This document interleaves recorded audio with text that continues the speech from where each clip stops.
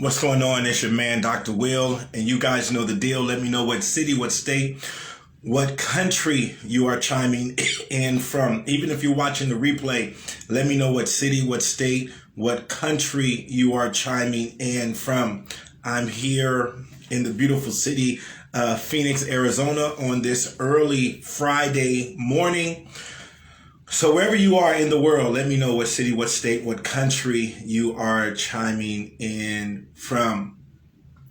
Every year, when I begin a new year, there's some certain books that I start what's going on, Mary? I start my year off with. And one of those books, what's going on, Irma? One of those books is The Richest Man in... excuse me, The Richest Man in Babylon. I start every year off with The Richest Man in Babylon. I read Think and Grow Rich, The Richest Man in Babylon, Think and Grow Rich, A Black Choice, and I also read The E-Myth every single year to start off my year. I read about 48 books a year. I read about a book a week, so about 48 books a year. But anyway, I was sharing this book in another group that I lead, but I said I had to come back and do it on my main Facebook page. And I titled this video, What Are You Doing? What are you doing? In this book, this is a great book for learning how to build wealth. But it's also a great book on perspective. It just gives you something to think about. And you don't have to get past page number 2 for it to give you some great insight. And this is what I want to share with you guys this morning and ask you this question: what are you doing? So in the book, it's a parable book. So it tells a story, and it tells stories in parables. And the first story that you encounter is a story about two friends. And one friend walks up on another friend, and he sees his, and I'm paraphrasing, and I'm going to put it in the 21st century version. So he walks up on his friend, and he sees his friend relaxing, just kind of chilling out in the middle of the day. And he walks up on his friend and he says, the gods must have blessed you with so much abundance that you're able to relax in the middle of the day. You're able to relax in the middle of the day. You must be tremendously blessed that you're so able to just be relaxing in the middle of the day. And so he goes on to ask his friend, he says, since the gods have blessed you so much, let me borrow $20. Since the gods have blessed you so much that you don't even have to work in the middle of the day, let me borrow $20. The friend begins to reply and say, I don't have $20 to loan you. I don't have any money. I'm broke. And now the friend is perplexed because he says, wait a minute. How is it that you're broke and you're chilling? I don't understand. How is it that you're broke and you are chilling? And I love this because he's asking, he says, wait a minute, man, we're in the middle of the day. You don't have any money. There's work to be done. You're not doing the work and you're broke. Let me just, I love this book. Let me just read this little thing to you real quick. He says, listen to what he says. Now, this book was written in 1926. So what's going on, Adria? It's written in 1926, so it has old English language. And this is what he says. He says, thou hast not one shekel in thy purse, yet sit like a statue upon a wall? Why not complete thy chariot? This guy was a chariot builder. Else, how else can thou provide for thy noble appetite? He's saying, listen, man, you have a skill. You can do something, but you're not doing something, and you're broke. So that's my question for you guys. Listen, we are living in a time in the world. What's up, Ellie? We're living in a time in the world where there's major opportunity. Major opportunity. If you're listening to me right now, if you're watching me on Facebook Live right now, that means you have all the tools that you need to go to the next level. Like literally, if you're watching me right now, you have all the tools. What am I talking about? You have comprehension skills because you're able to listen to me and you're understanding what I'm saying. So you have comprehension skills. I'm imagining your ears work. I'm imagining your eyes work. I'm imagining that you can communicate, that you can talk. I'm imagining that you know how to read. I'm imagining that you know how to write. With those 6 things right there, you have enough. You have enough. With those 6 things going for you, you can create. You can create. You can go to the next level. With those 6 things, you can read, you can comprehend, you can see, you can hear, you can talk, you can write. With those skills right there, with those abilities right there, you can go to the next level. So my question is, seriously, what are you doing? What are you doing? We're on a platform right here, this Facebook Live platform. I see Renee on here. I see Mary on here. Mary is in Holland right now. I see some people from Phoenix right now on here. I see some people from Atlanta on here. What my point is, I'm sitting here in my office in Phoenix, Arizona, and I'm able to connect with people all over the world, literally all over. I'm sitting here in Phoenix. I haven't had to walk outside of my house. Renee is in Ohio. I haven't had to walk outside of my house to reach you guys. All I had to do was turn on my phone and start to talk, and I'm reaching you guys. I'm using one of my skills of communication to reach out to you guys. And each of you have that same opportunity. Now, I'm not saying that you have to do Facebook Lives. I'm not saying that, you have to do what Dr. Will does. But what I am saying is, I want to just ensure that you're maximizing what's available to you. Unica in Las Vegas, I want to make sure, guys, that you're maximizing what's available to you. And what's available to you is an abundance of opportunity. In spite of what's going on, especially here in America, there's still an abundance of opportunity. And I was talking to one of my coaching groups today, and I was cautioning them about not getting distracted. There's a lot of things going on in the first 7 days of this new year, first 8 days of this new year, that can already get you distracted and get you off point. And I was telling them, no, you got to stay focused and you got to stay on point. And I love this book so much. Like, my man is saying, man, what are you doing? Like, seriously, what are you doing? Like, what are you doing? All of us right now, we all get the same 24 hours a day. The same 24 hours a day. The same 168 hours a week. The same 8,760 hours a year. What are you going to do with it? What are you going to do with the 8,000 plus hours that you get this year? What are you going to do? What are you going to create with those hours? What are you going to create with those? I'm curious. I'm honestly, listen. In a 10-year span, over the last decade, I wrote 50 books.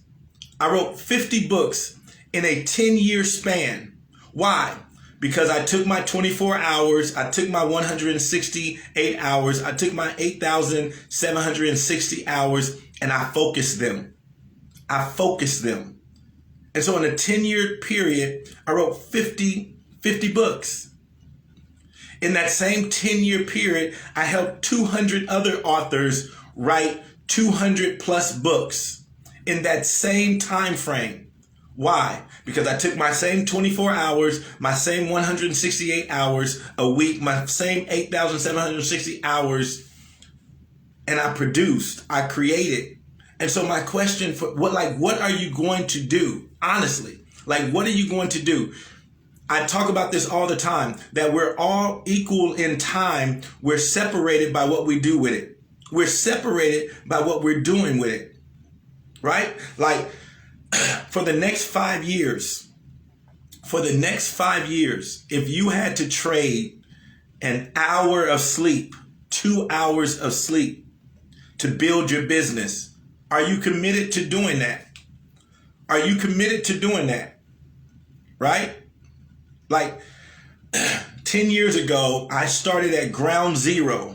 And in less than 10 years, I built $1 million company in less than 10 years using the same 24 hours, the same 168 hours a week, the same 8,760 hours a year in the same time frame. When I was building my business using social media, a lot of people was playing Candy Crush. A lot of people were playing Y2K or F2K. I don't even know what it is, right? In the same amount of time. Nobody gets any more time. Nobody gets no more time than anybody else. It's what you decide to do with that time. Everything is accomplished inside of time. Right? So, instead of watching an hour of TV, I said, I'm going to work on my book, right? I'm going to work on my book. And instead of watching an hour of TV, I'm going to go in my office and I'm going to write my book. This is how you end up with 50 books, right? This is how you end up with 50 books. You choose to do something different with your time. You choose to do something different with your time. You're not going to get any more time. None of us are going to get any more time. You're not going to get 27 hours a day. You're not going to get 240 hours a week. You're not going to get 15,000 hours a year. That's not going to happen. What you're going to do is get the same amount of time as everybody else. And then you got to say, you know what I'm going to do with my time? Instead of sitting on the couch, instead of binge watching Netflix, I said, I'm going to binge on creating. I'm going to binge on creating. I'm going to binge on creating. And so with my time, I'm going to take my time and I'm going to create. I'm going to binge on creating. I'm not going to Netflix and chill. I'm going to create and dominate. In the same amount of time, you can choose to Netflix and chill or create and dominate. What are you going to do? What are you going to do? You can either Netflix and chill or you can create and dominate with the same amount of time. No one's going to give you no more time. You just got to say, you know what? I'm wasting a lot of time. I'm wasting a lot of time. I'm forfeiting a lot of time. The 8,000 hours of 2020 are gone. You're never going to get those. You're never going to get those hours again. The 8,000 hours, the 8,700 hours in 2020, they're gone. You can't pull those hours. You can't stack up hours.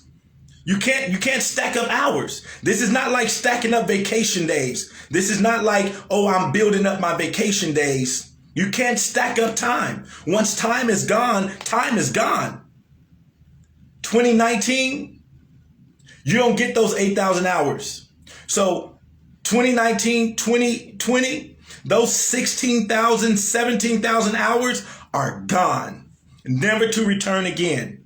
Never to return again. But now you can say 2021, 2022, these 16,000 hours, these 17,000 hours, what am I going to create in 17,000 hours? What am I going to use these 17,000 hours to create? Right? Over a 10-year span, 80,000 hours, I created multiple $1-million businesses. That's what I use my 80,000 hours to do. What are you going to use over the next decade? What are you going to use your next 80,000 hours for? I told you guys, for me, my next goal, billionaire status. So I'm using my next 80,000 hours to position myself to be a billionaire. I've given myself 160,000 hours, 20 years, right? To position myself to do that. That's what my 20 years, what are you using your next 10 years to create? What are you using your next 20 years to create? What are you going to create with the time that's allotted to you? What are you going to create? That's the question. Like, what are you doing? What are you doing? Not what you're saying, not what you're talking about, but what are you doing? Right?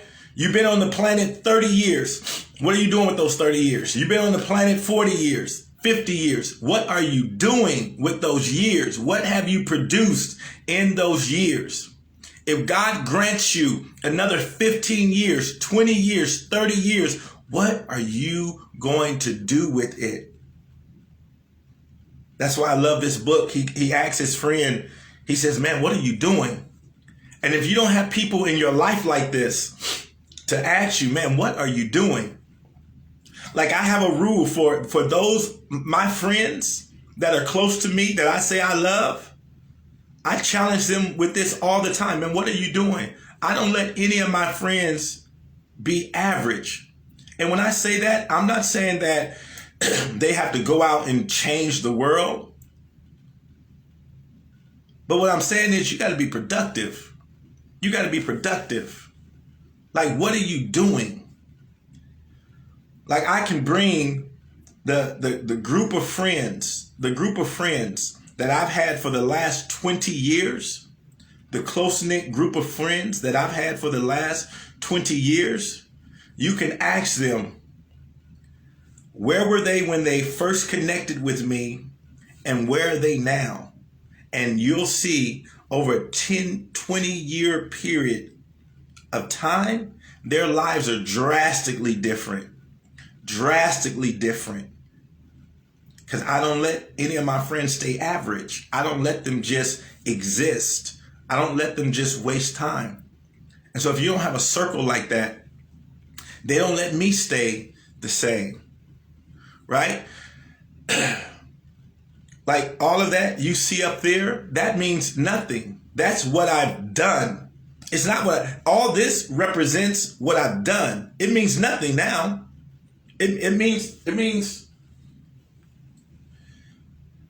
this was Business Person of the Year. Business Person of the Year in 2017. It means nothing in 2021. It means nothing in 2021. What am I doing in 2021? This represents what I have done, not what I can do. It represents what I have done. It means, what is this?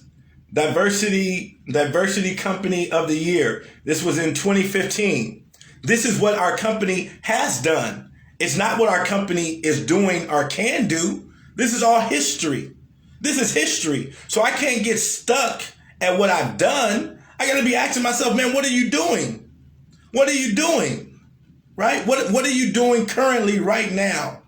I can't just come to my office and say, wow, we really did it. Man, we were something. No, I got to constantly be asking myself, what are we doing, right? Veterans, #1 veterans company, 2018.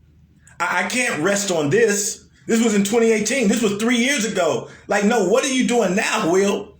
But what I do want to show you is, what does it show you though? Man, I'm always doing something. I'm not stopping. 2015, what is this? Business Mentor of the Year, 2018. Means I'm doing something, right? Impact Award, 2019. I'm just not stopping. I'm just not saying, man, I've accomplished. I don't need to do anything. I'm still trying to figure out, man, what more can I do? How can I continue to create so I can dominate? How can I continue to create? Like, theoretically, guys, I don't have to do anything else. Pretty much, all the accolades that any business person could want, I got it, right? Multiple degrees, I got it. But I'm not resting on what I have done. I'm motivated by what's possible, what's in front of me. What more can we do? What more can we do? Right? I'm saying, Will, from all of that you've learned, from all of that you've experienced, now take all of that experience and do even more. So, Will, you wrote 50 books in 10 years. What can you do? Right? What can you do in the next 10 years? Right? It may not be, for me, it's not about writing 50 more books. It's about helping 500 more authors write their book.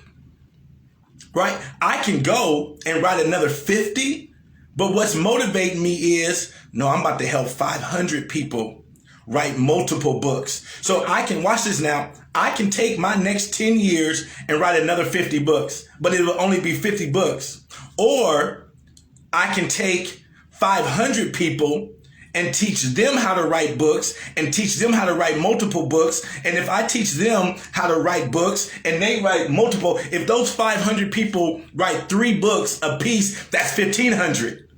That's dominating, guys. That's dominating, right? I can go and expand my speaking business, right? Earn some more millions in speaking. Or I can take another 1,000 speakers and teach them how to earn $1 million in their speaking business. So I can, watch this now, I can earn a couple of more $1 million, a couple of more million. Or I can take 1,000 speakers and teach them how to earn $1 million. Now, what does that do? What does that do? What type of impact is that? See, that's what I'm about. That's what I'm talking about. I can do it for myself. I don't have to do these Facebook Lives. I can keep all this to myself. My thing is to empower other people now. That's what I'm on. How can this is why I do these Facebook Lives. This is not about Dr. Will. What I'm sharing with you, I know this information. I know this information. So I don't have to get on this Facebook Live and do a Facebook Live. I know this information already. I know how to write a book. I know how to become a bestseller. So I don't have to share this information, right? But my purpose is to impact, inspire, and influence. My purpose is to empower other people. And so this is why I show up on Facebook every day to do this. But I could just sit in my office and write another 50 books. I can do that easily. I can sit in my office and go earn another $1 million coaching and consulting and speaking. I can do that. But what I'm inspired by is the fact that each of you can do it. That's what I'm inspired by. That each of you can do it. That each of you can do it. That's what pumps me up. That's what motivates me. That, man, this system and these opportunities are so in abundance that Irma can do it, a Barbara can do it, Andrea can do it, Mary can do it, and anybody listening to me can do it. That's what inspires me. That's what motivates me. That's what pumps me up. I'm not motivated to 10 years ago. I was motivated to write books. I'm not motivated to that anymore because I've done it already. Orlando can do it, right? So I'm now, man, how many other millionaires can I create? That's what I'm on. How many more authors can I create? How many more dominant individuals in this world can I create? But it comes down to, man, what are you doing? You got to make the commitment. You got to make the commitment to say, you know what? Out of these 24 hours that I get, 2 of them, I'm going to invest in working on myself, working on my business, working on my career. Working on myself, working on my business, working on my career. Wherever you fall, right? Next 168 hours of the week. How many of those hours are you going to devote, right? You may say, man, I'm going to take 15 of them. All you got to do is just get focused, guys. Listen, you can read, you can write, you can comprehend, right? You can see, you can talk. Create, guys. Create. There's 7.8 billion people out there. You don't need all 7.8 billion of them to vibe with you. You don't need all 7.8 billion to vibe with you. You just need the ones that resonate with you. You just need the ones that resonate with you. How can you dominate on your job? If you're a career professional, I don't believe that everybody should be an entrepreneur. I don't believe that everybody needs to be a business owner. But on your job, how can you go create? Stop going to the job to be average. Stop going to the job to fit in. Man, go dominate. Stop waiting for a title. Stop waiting for a promotion. Just go down. It's not even about the job. Like when I go and talk to these corporations and I talk to these employees, I tell them their effort should never be connected to their paycheck or that job. Their effort. You should set a standard for yourself so high. You should set a standard for yourself so high, it doesn't even matter about the job or the pay. Because when you understand the principle of this thing, the universe is going to reward your effort. The universe is going to reward your effort. So stop worrying about a paycheck. Stop worrying about a title and just go there and dominate. Just go there and dominate. I'm going to be the best manager. I'm going to be the best secretary. I'm going to be the best whatever. It don't have nothing to do with your boss. It don't have nothing to do with the employees. This is all about you. Like my standard has nothing to do with anybody that hires me. My standard. Like they're going to benefit off of me personally just because of my standard. Has nothing to do with the paycheck, has nothing to do with the boss, has nothing to do with the other employees. Just my standard that I set for myself is going to outshine everybody else. I don't care what their quota is. I got my own quota.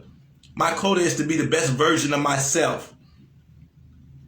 And I guarantee you, when you set a high standard for yourself, there's not another company out there that can match it. So you come in ready. Whatever their standard is, whatever, you crush that standard because your standard is so high. Like that's not even a thing for you. They're telling you, we like our employees to do this and our employees to do that. And this is the metrics that we're trying to hit. And these are the SKIs that, and your standard is so high. You look at their standards like, man, I do that in my sleep. I do that in my sleep. But you show up ready to crush it. And their standard can't even, you're laughing at their standard. You're laughing at their standard because it's so low. You're like, what? That's what? Okay. You don't have to say anything. You just know inside of you, oh, they want me to make 10 calls?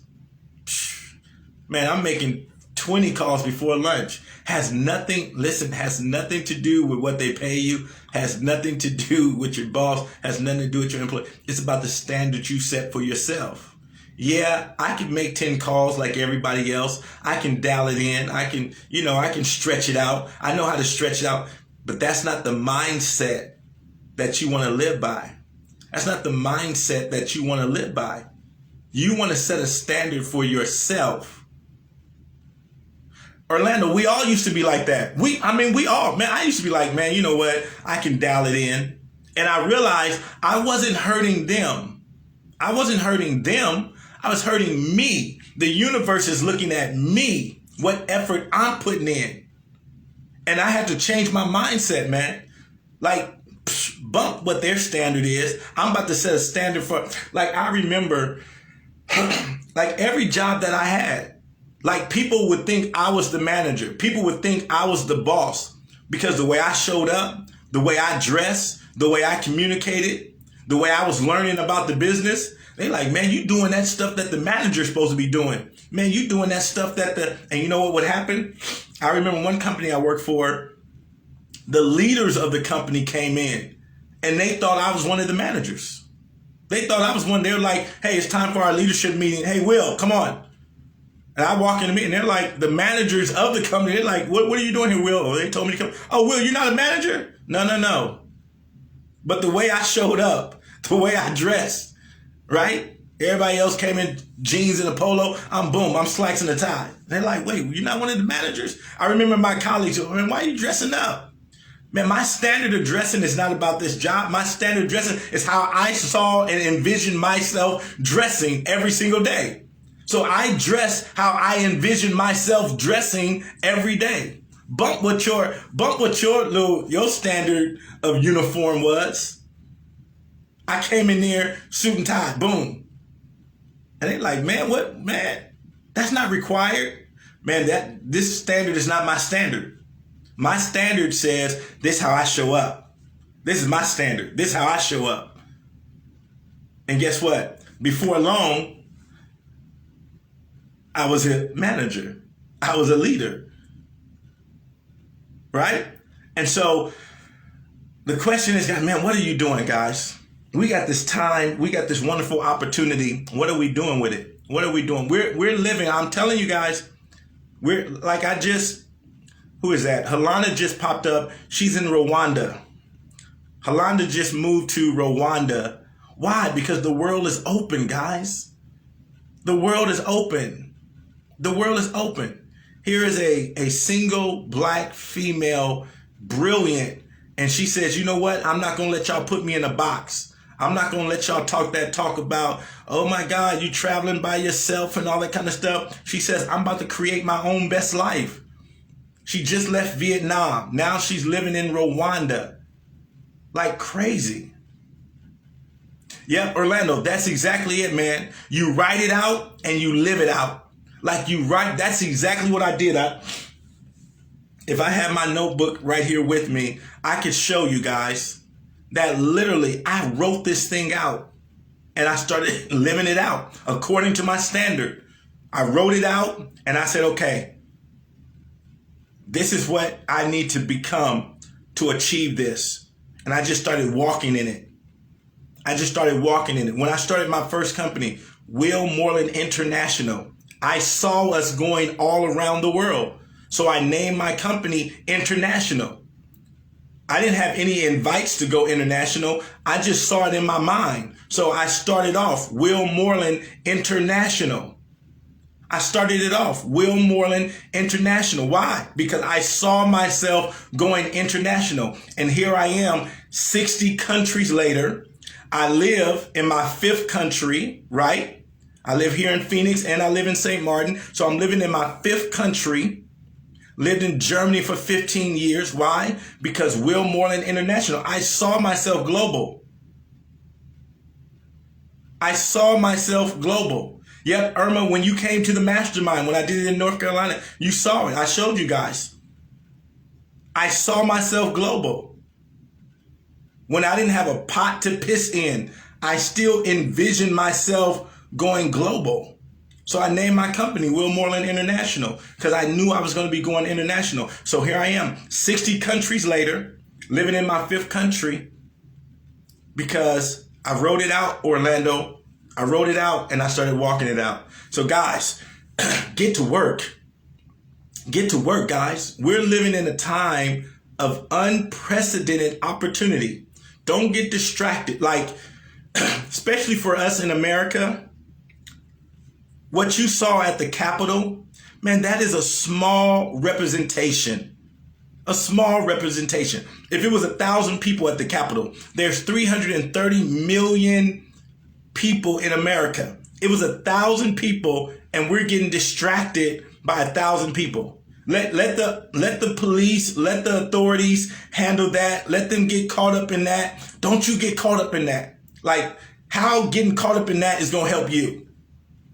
How is getting caught up in that going to help you? Yes, it's a shame. Yes, it's disrespectful. Yes, all that. Yes, yes, yes, yes, yes. But how is that going to impact you? How is that going to help you?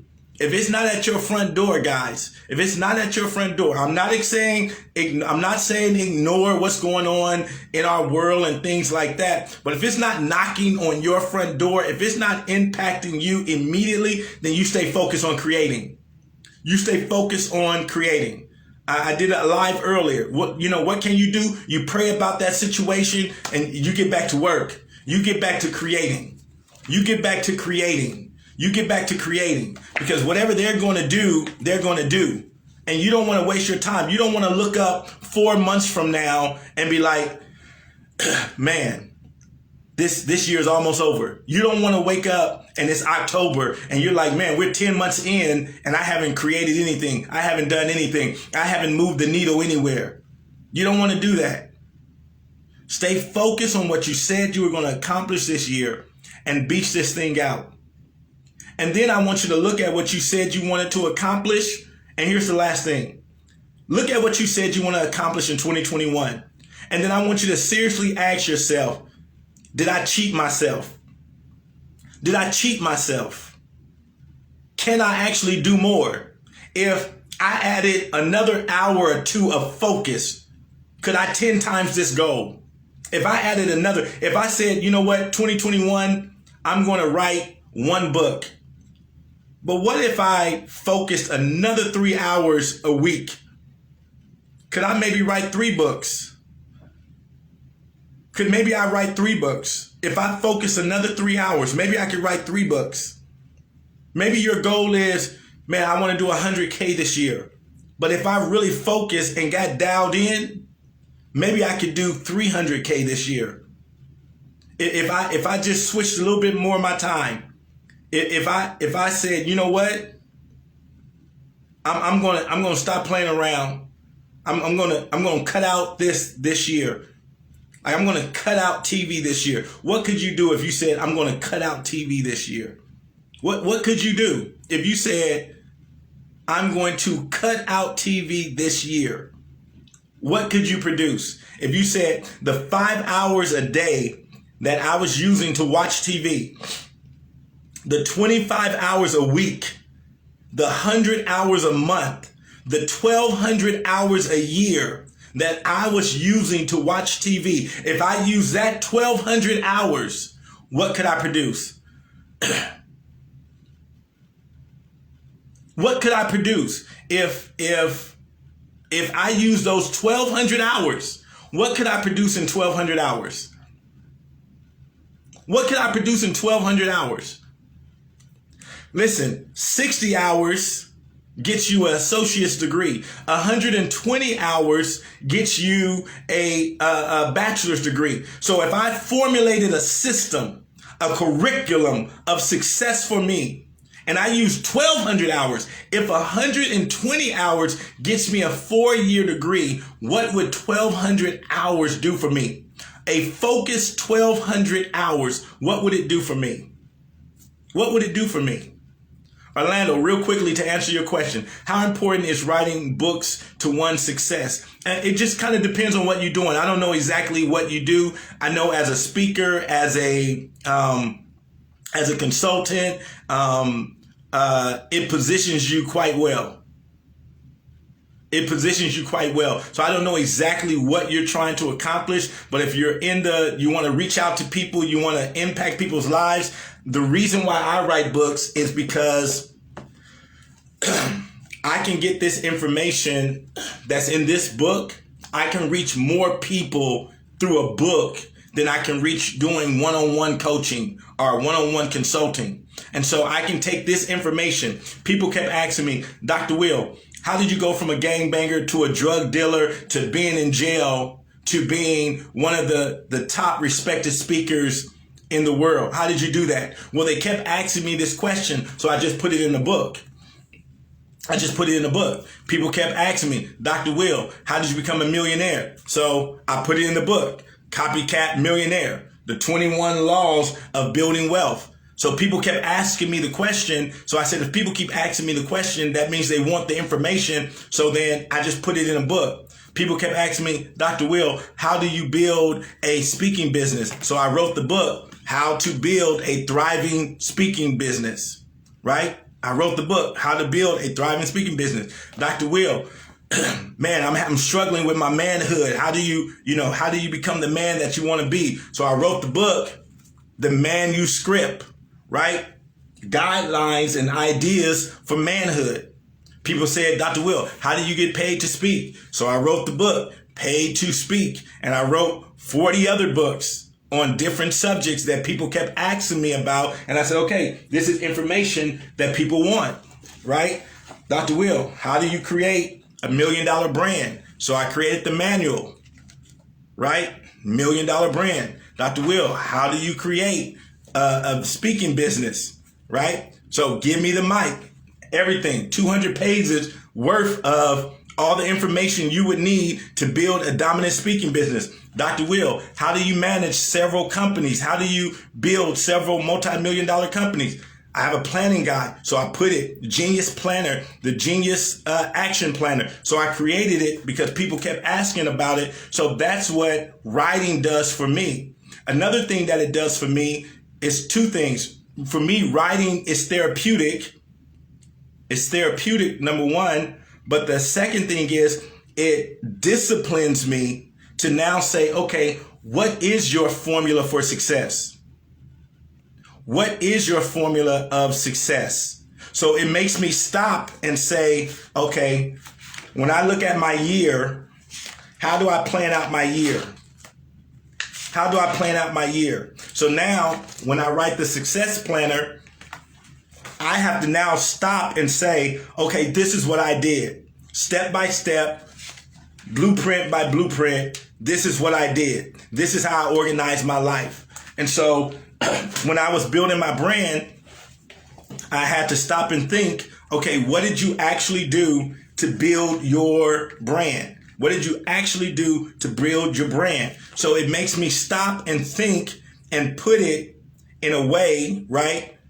Systemize it. And when I systemize it, it even helps me out even more because I'm just doing it. Right? But when you stop and now you have to put it in chapter, now you have to break it down. You have to really think about it. That's why I love writing so much.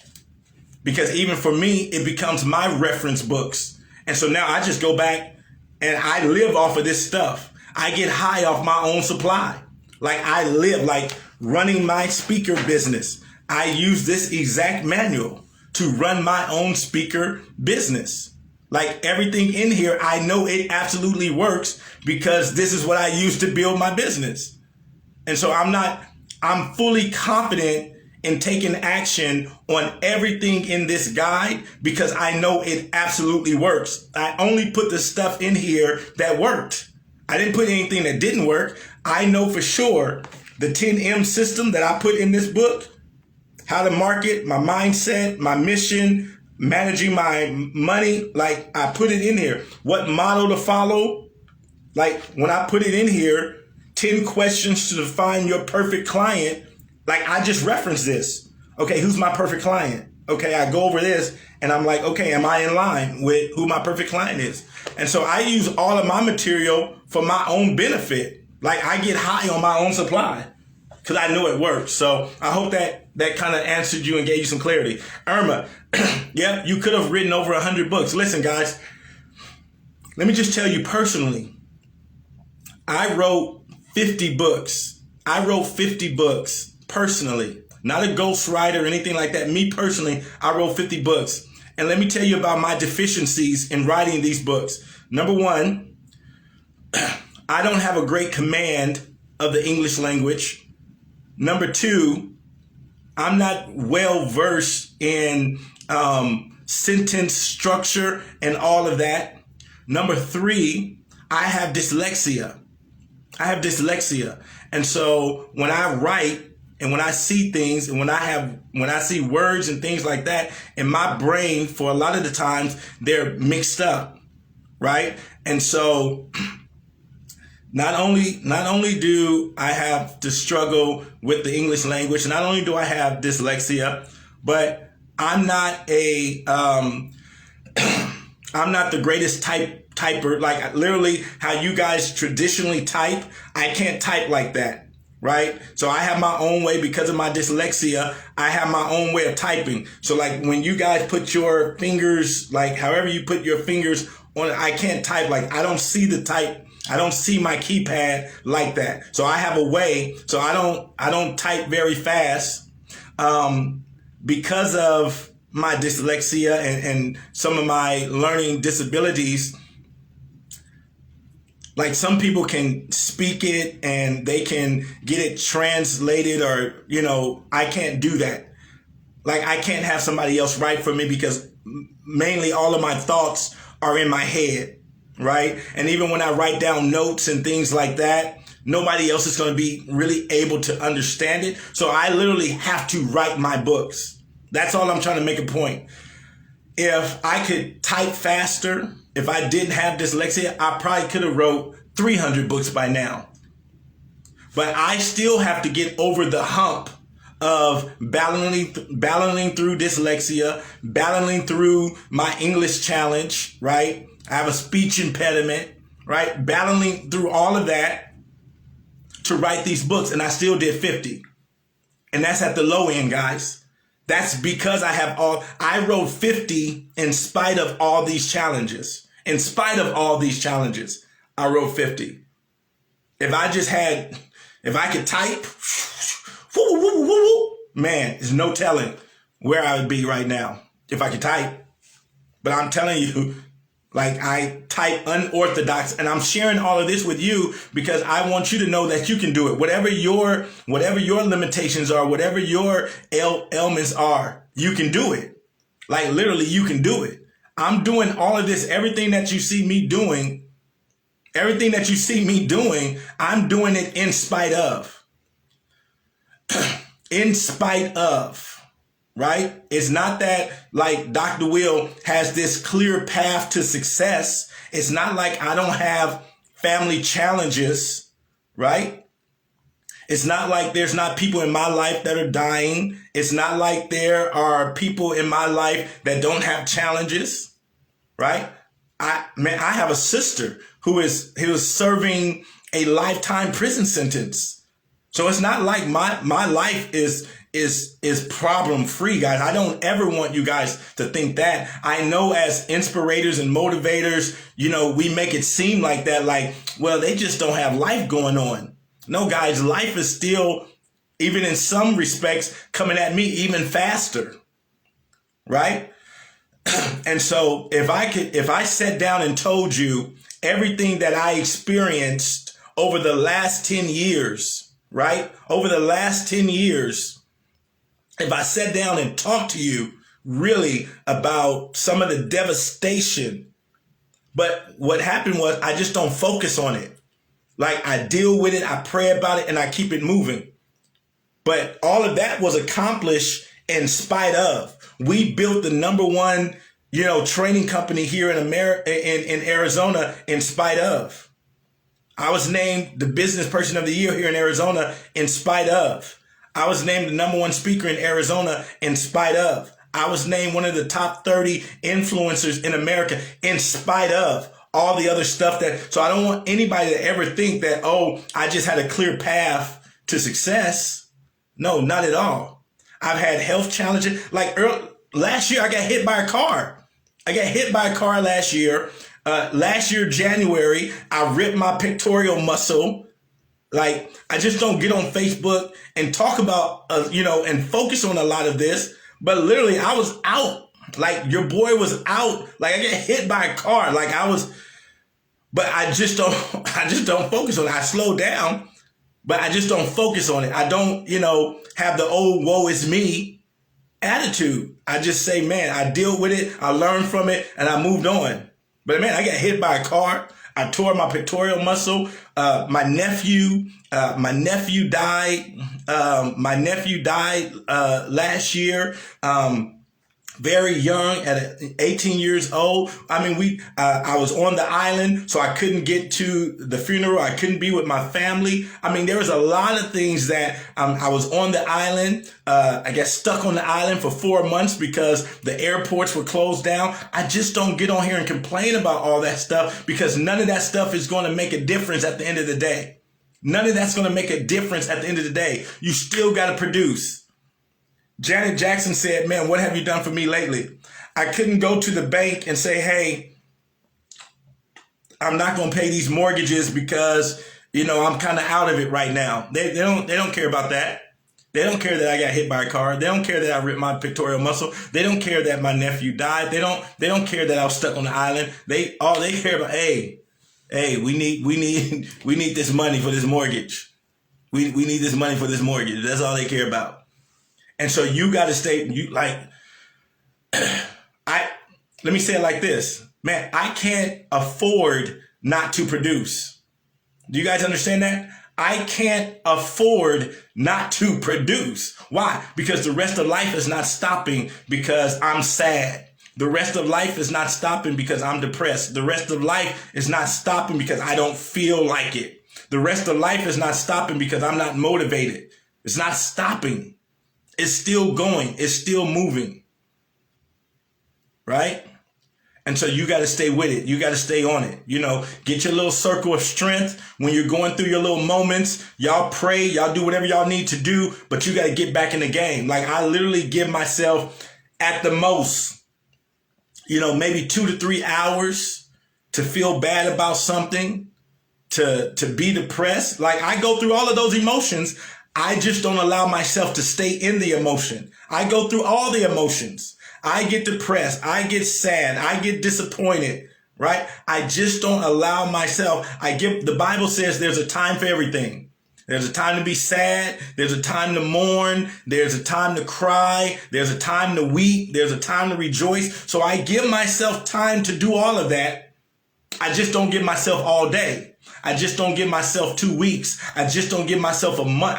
I don't know how some people afford to be down for, I don't know. I don't know how, my life is not crafted where I could be down for 6 months. I don't know how my family would survive if I was down for 6 months. I don't know.